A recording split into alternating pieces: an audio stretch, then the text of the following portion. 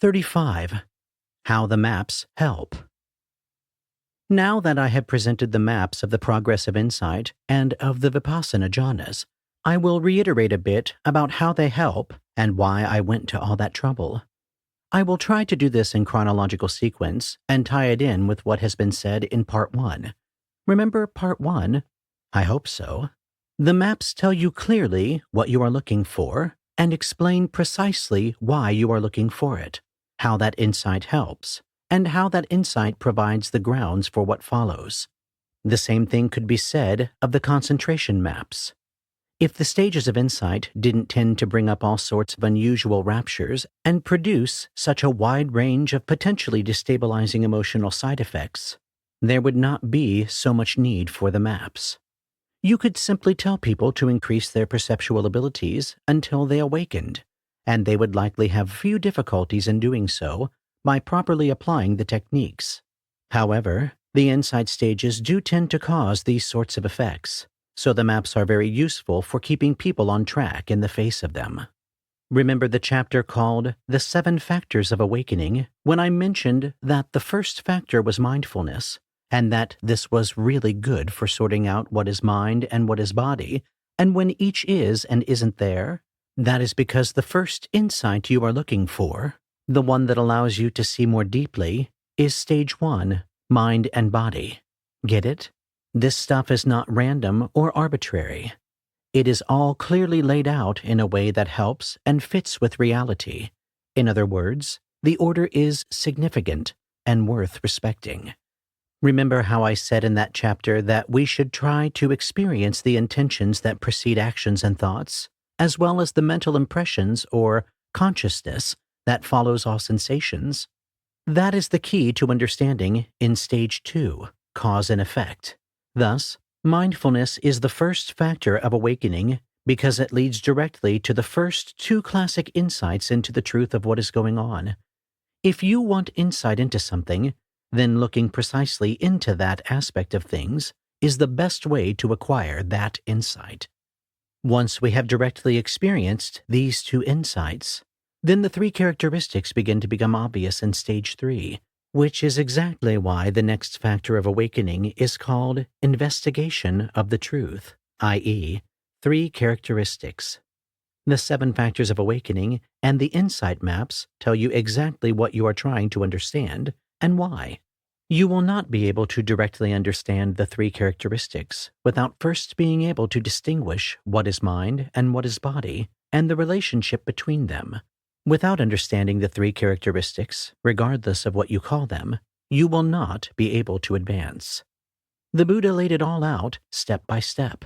While this may seem unromantic, unpoetic, uncreative, and even dry, it is also extremely practical and without a doubt the clearest presentation of exactly how to wake up that I have ever seen presented in any spiritual system, just so my biases are made perfectly clear. In short, these maps and techniques can be profoundly empowering. Once the 3 characteristics become clear, the mind naturally speeds up and becomes more powerful. This is because it finally begins to draw on its tremendous power to see things directly and investigate without processing them through thought. Anyone who has driven a car, played a video game, or done just about anything else knows that you just do it. But if you try to think about every little thing you are doing, the action would be impossible. This increase in mental power due to non-conceptual and direct experience is related to the 3rd factor of awakening, energy. Energy may now even be blazing up and down the spinal cord. The mind gets bright and alert, and soon energy is flowing naturally as we begin to enter the early part of stage 4, arising and passing away. Remember how this correlates to the 2nd shamatha jhana, where applied and sustained attention or effort are no longer needed? They just happen on their own to a large extent, and energy is naturally present. Thus, it all ties together. The next factor of awakening is joy or rapture, which comes to predominate in the 2nd vipassana jhana and the arising and passing away, just as it does in the 2nd shamatha jhana. Thus, All the important advice about rapture given earlier applies to the insight maps in Part 4. We are generally advised to avoid becoming a rapture or kundalini junkie in this stage, although I suppose that if this is your primary reason for meditating, it is certainly your right to do so. Just be wary of the inevitable crash. During the mature arising and passing away, as well as in dissolution, stage 5, tranquility becomes important and more pronounced, but then becomes too strong in late dissolution. Thus, it becomes important to build the sixth factor of awakening, concentration, and developing concentration is an oft recommended strategy in the dark night. Finally, when the dark night really kicks in, as it will once we can again find our objects and stay with them, fear through reobservation, then equanimity in the face of all experience becomes vital for progress, as stated in Part 1. Thus, equanimity can arise and path can be attained. As mentioned before, the maps fill in the seemingly huge, frustrating, and nebulous gap from doing something like sitting on a cushion, paying attention to the sensations of your breath, and finally awakening. The maps also tell you exactly what the common traps and temptations of each stage are. They warn people about not getting stuck in mind and body by solidifying it into a jhanic state, which it closely resembles. They provide comfort and explanation when things might get jerky, unpleasant, or even downright painful in stage 3, 3 characteristics. They admonish people not to get too fascinated with how much of a mighty meditator they might feel like in stage 4, arising and passing away, and even to examine the sensations that make up the seemingly wondrous and tantalizing corruptions of each insight, such as equanimity and rapture. They warn of the possibility of thinking that we are enlightened when going through that stage, as well as saying that it is normal for wild and sometimes explosive experiences to occur. I spoke with a friend who basically wanted me to help him rationalize that his recent A&P experiences occasionally allowed him to touch high equanimity. My advice was that a much more helpful form of inquiry would be to notice the sensations of fascination with the issue and notice the sensations of the rest of his sensate universe come and go moment to moment. If he couldn't manage this, he should be putting his time into trying to figure out how to get together enough money and vacation time to do another long retreat and/or how to increase his daily practice time and the thoroughness of his investigation. The maps clearly state that the process is not a particularly linear one, and that after the highs of the arising and passing away, there usually follow times of difficulty when all the spectacular power of the mind and pleasure of meditation gained in the arising and passing away are likely to fade dramatically. They warn of the numerous difficulties that may be encountered in the dark night stages, as well as provide lots of information about how to deal with them. The most common mistake is failing to investigate the truth of sensations deemed undesirable or unpleasant. It is hard to get on more intimate terms with reality when we feel a bit too emotional, vulnerable, raw, open-hearted, or shaken, and so progress through these insight stages that make up the dark night is not always easy. While I do generally wish to avoid biting the hands that have fed me, I must say that not telling practitioners about this territory from the beginning to give them a heads up as to what might happen is so extremely irresponsible and negligent that I just want to spit and scream at those who perpetuate this warped culture of secrecy. While many teachers may not do so because they don't think many people will ever get this far, that in and of itself is a scary assumption that should cause some serious questioning of their teaching methods, techniques, and perhaps even motivations. Imagine that there is a medication called Damitol that is used to treat some form of suffering. Perhaps it's a pain medicine or an antidepressant.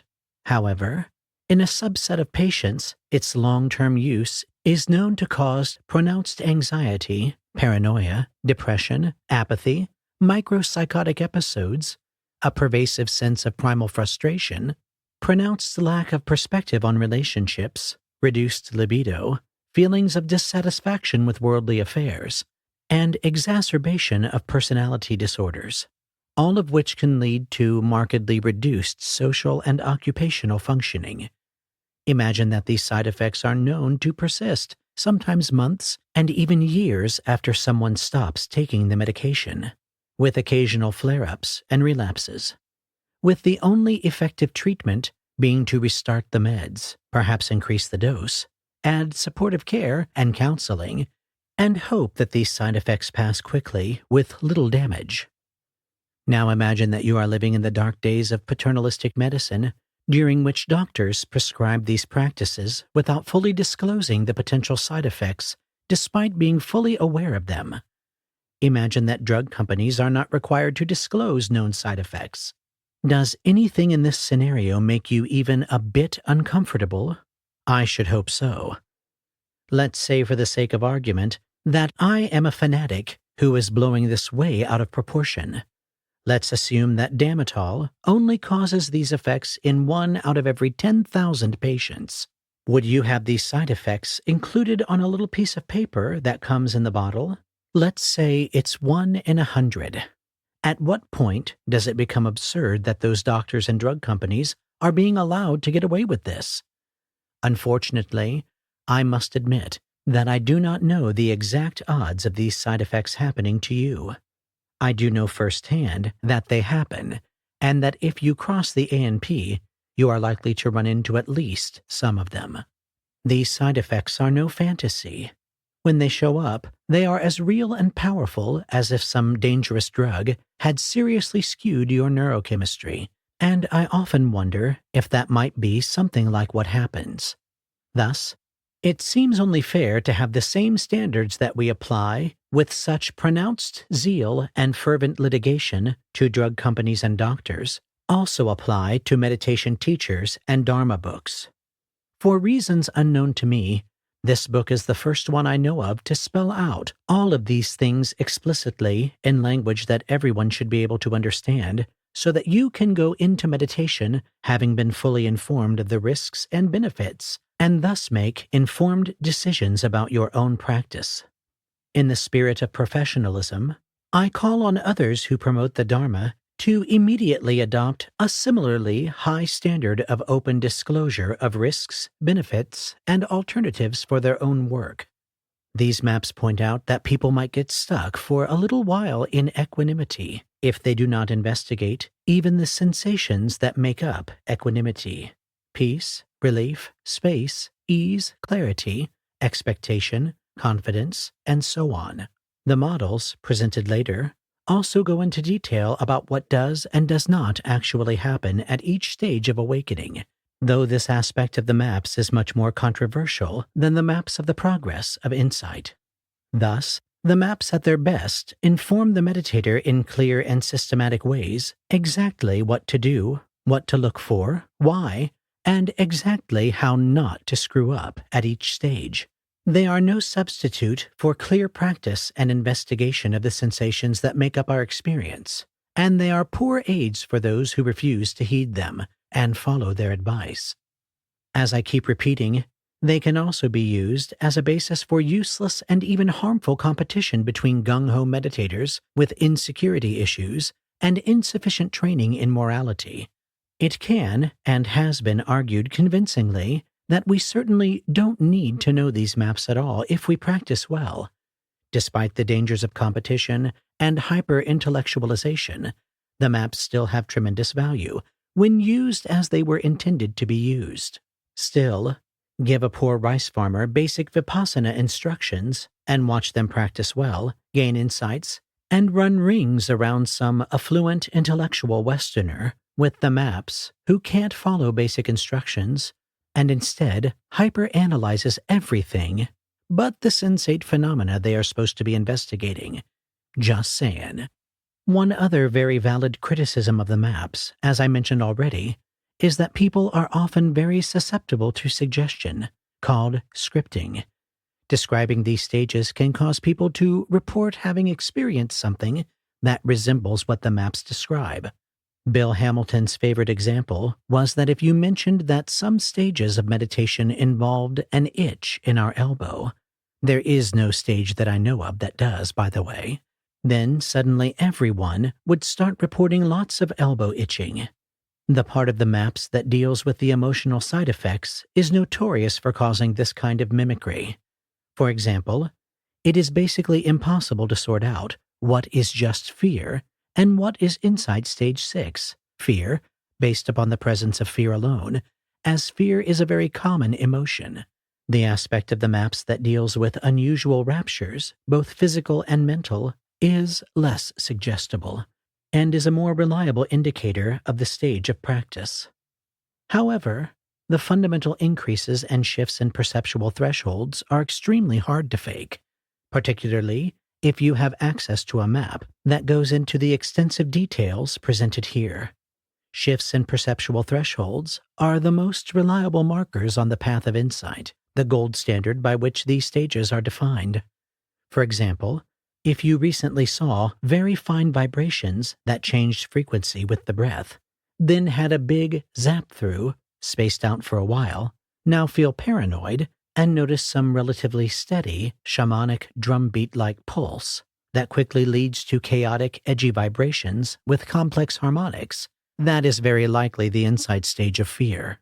Thus, increasing our perceptual thresholds in the terms of speed, consistency, and inclusiveness should always be the focus of our insight practices. Skilled teachers who use and are very good with these maps will consider all three. That is, emotions, raptures, perceptual abilities, along with the patterns relating to these that have unfolded previously, and use these to arrive at an educated guess as to what is going on with a student. With years of experience, we may eventually get good at doing this for ourselves. I have found that my guesses about my own practice are usually more accurate after I have had a year or two to reflect on what occurred. I will tell some stories later about how some of the maps made a huge difference in my practice, and how other maps caused trouble. I am a firm believer that if there is enough good information out there, then it doesn't have to be so hard for those that follow. Thus, I present these maps in the hope that they will help people to at least have some framework to understand the many and varied parts of the path. It is not that everyone uses maps well, that everyone will benefit from map theory, or that everyone's practice will fit the maps well enough to have them add value, but in general terms, I find that practice with maps is better than without them, and plenty of others have relied on them for thousands of years. Further, as absurd as this may sound to some, the maps allow you to plan your spiritual path to some degree. True, there are ultimate points of view that would make this perspective seem quite ridiculous, but indulge me. A sample plan might be like this. Go on a 3-week retreat and really power the mindfulness and investigation all day long, consistently stretching your perceptual threshold and rate of investigation to its limits to maximize the chances of crossing the ANP.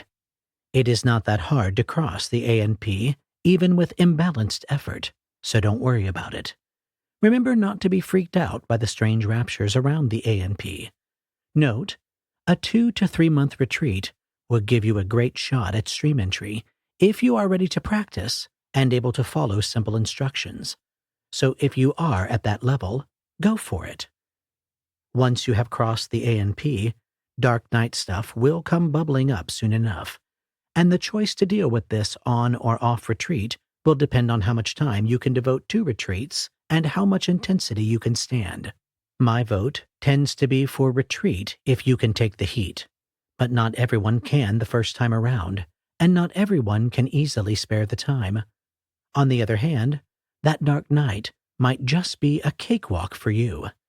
Give it a go and find out. In the Mahasi Sayadaw tradition, they typically think that 2 to 3 months of diligent noting practice on intensive retreats is enough for many people to get stream entry, but perhaps you do not have the time or dedication to step to that level yet, or perhaps you will beat the odds and just be with what is happening, settle into your experience, and nail it. If you decide to deal with the dark night stuff off retreat, realize that you will likely fall back, but keep practicing an hour or two each day. Do your very best to realize that any of the odd feelings that you may experience are probably just dark night side effects.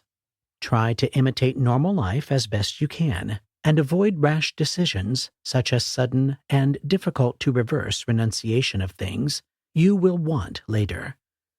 Try to be good to people, and do your very best to keep your stuff from bleeding onto those around you.